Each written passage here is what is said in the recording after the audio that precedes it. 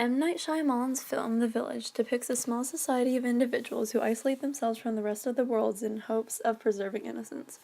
Through the development of characters like Ivy and Lucius, Shyamalan establishes a reality in which conflict continuously develops itself through monstrous creatures and interpersonal relationships, no matter what attempts are made in hope of it being eliminated. In The Village, M. Night Shyamalan uses the symbolism of colors to illustrate that human society cannot function without conflict.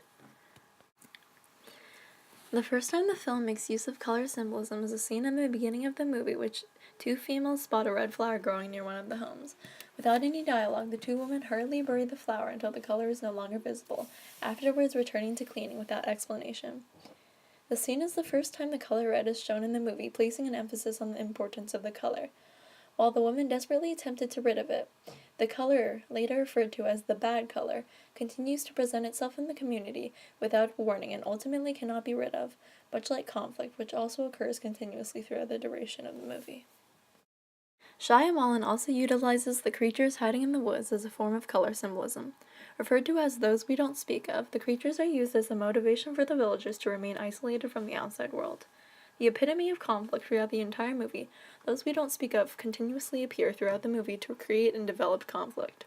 Ivy, with the intent of visiting the towns and consequently having to travel through the forest, represents the village as a whole and therefore establishes her as the only form of society.